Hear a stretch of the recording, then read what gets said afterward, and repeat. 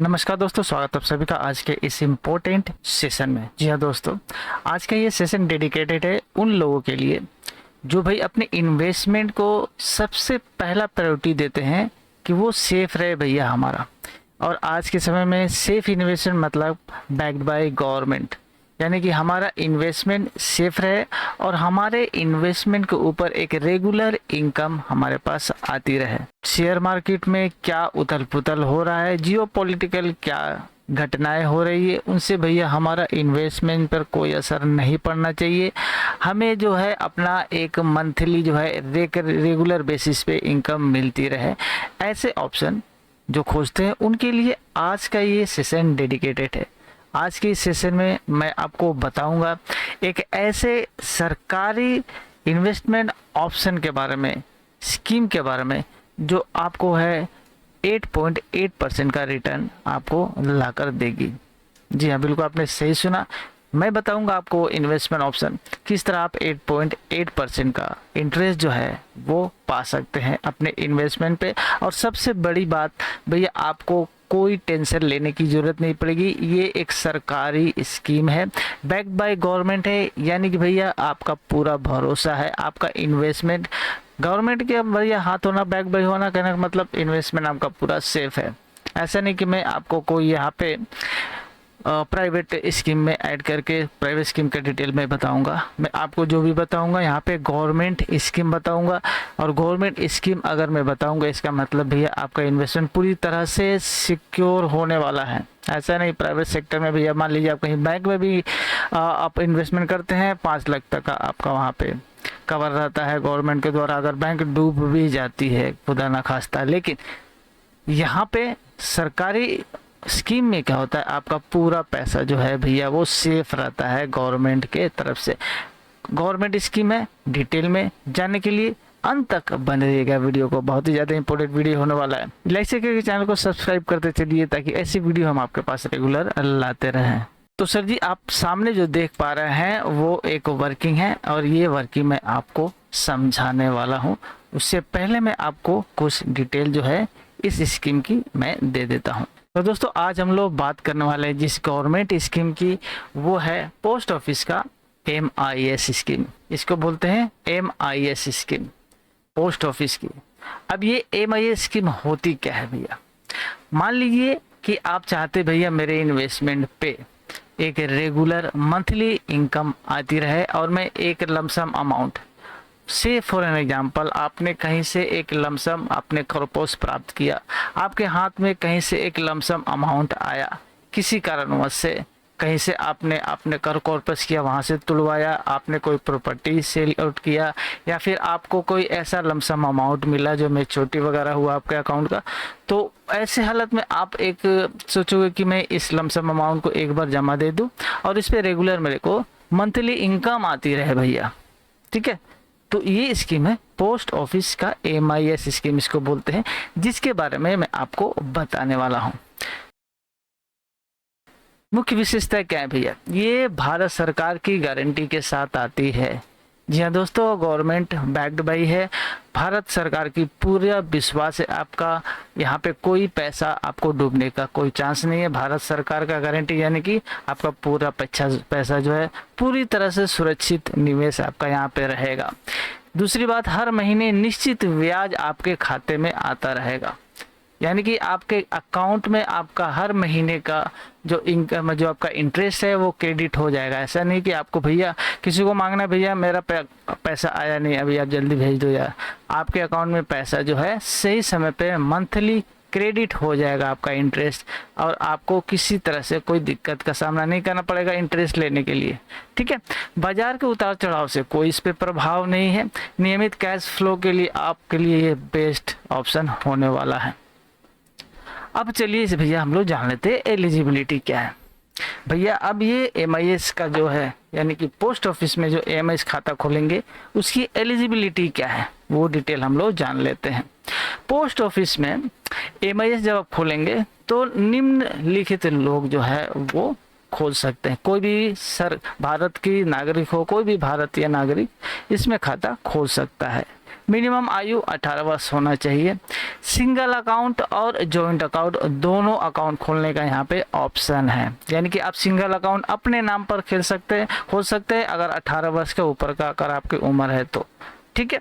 Joint account किसी के साथ आप खोल सकते हैं, जैसे कि माँ बेटा हो गया, भाई भाई हो गया, और वाइफ के साथ आप खोल सकते हैं। कोई 2 जने मिलाकर आप अपना जॉइंट अकाउंट भी खोल सकते हैं। यहाँ पे लिमिटेशन अलग है, मैक्सिमम कैपिंग है यहाँ पे सिंगल के लिए और जॉइंट के लिए, तो दोनों के लिए मैं आगे बताऊंगा क्या कैपिंग है। 10 वर्ष के आयु के नाबालिग जो है वो भी खाता खोल सकते हैं, लेकिन नाबालिग के जो होगा अभिभावक वहाँ पे होगा, यानी कि अपना जो गार्जियन है उसके अंडर में आपको खाता चलाना पड़ेगा। यहाँ पे एक बात ध्यान दे किनके लिए ये नहीं है, कौन यहाँ पे खाता नहीं खोल सकते हैं। तो एनआरआई अगर है तो इस योजना में निवेश नहीं कर सकते भैया। सबसे पहला HUF जो है यानी कि हिंदू अनडिवाइडेड फैमिली, इसके लिए एलिजिबल नहीं है। ट्रस्ट या संस्थान भी यह खाता नहीं खोल सकते। कहने का मतलब भैया ये जो है एक आम नागरिक लोग के लिए है। अपर कैप भी यहाँ पे लगाया गया है कि मैक्सिमम आप इतना ही अमाउंट जमा कर सकते हैं। क्यों लगाया भी ऐसा, क्योंकि भैया क्या है ना, अगर कैपिंग नहीं लगा देते तो इसमें क्या है बड़े इन्वेस्टर जो है सारा पैसा डाल दें, क्योंकि भैया इसमें अच्छा खासा इंटरेस्ट है, तो भैया सरकार तो इंटरेस्ट देने में ही, तो भैया इसीलिए इसमें मैक्सिमम कैपिंग लगाई गई है और ये जो है आम पब्लिक के लिए कि अपना इन्वेस्टमेंट वो कर सकें। चलिए अब मेन मुद्दे पे एक हम लोग कितना पैसा डाल सकते हैं भैया, क्या लिमिटेशन है। जैसे मैंने बताया सिंगल अकाउंट है उसके लिए अलग है और जॉइंट के लिए अलग है। तो भैया अगर आप सिंगल अकाउंट खोलते हैं ना अपने नाम के ऊपर, तो मैक्सिमम कैपिंग है 9 लाख, यानी कि आप 9 लाख तक निवेश कर सकते हैं इसमें।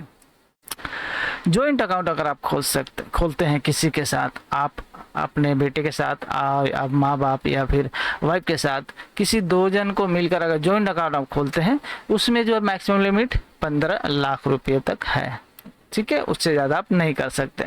अब बोलिएगा भाई मिनिमम कितना है, तो मिनिमम है 1000 रुपये से आप इसमें निवेश कर सकते हैं, इन्वेस्टमेंट कर सकते हैं, ठीक है, यानी कि 1000 रुपया मिनिमम। और सिंगल के लिए 9 लाख और जॉइंट अकाउंट के लिए 15 लाख। ये हो गया भैया आपका लिमिटेशन, कितना हम लोग जमा दे सकते हैं।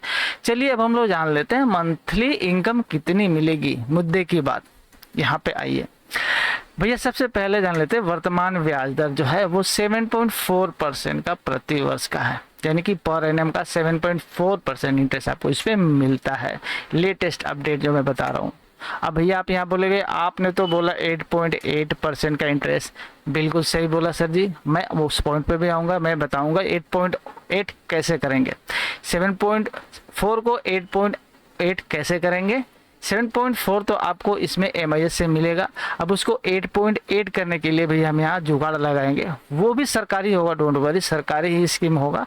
किस तरह से हम इसको 8.8 करेंगे मैं आगे मैं बताने वाला हूँ। वीडियो को अंत तक आप बने जरूर रहिए ताकि चीज़ आपको समझ में आ सके। अब यहाँ पे 7.4% MIS का रिटर्न आपको मिलता है। ब्याज का भुगतान हर महीने किया जाता है भैया, हर महीने का आपको फिक्स डेट पे आपके अकाउंट में जो है ऑटोमेटिक पैसा क्रेडिट हो जाएगा आपका इंटरेस्ट का, किसी का फॉलोअप करने की कोई ज़रूरत नहीं है। यदि आप सिंगल अकाउंट में 9 लाख निवेश करते हैं ना, वार्षिक ब्याज 66,600 रुपया, यानी कि 1 साल में आपका 66,600 रुपया, और मंथली आपका आय जो होगा वो 5,550 रुपया। यदि आप ज्वाइंट अकाउंट खोलते हैं, और ज्वाइंट अकाउंट का लिमिट क्या है, मैक्सिमम कैपिंग 15 लाख रुपया निवेश कर सकते हैं। तो अगर आप ज्वाइंट अकाउंट में 15 लाख डालते हैं ना, तो आपको मंथली इंटरेस्ट जो मिलेगा वो होगा 9,250 रुपया। कितना सर जी? 9,250 रुपया। अब यही आपका पूरे साल का हो गया, गुणे कर दीजिएगा 12 से, तो 1,11,000 आपका ये पूरे साल का ब्याज मिलेगा।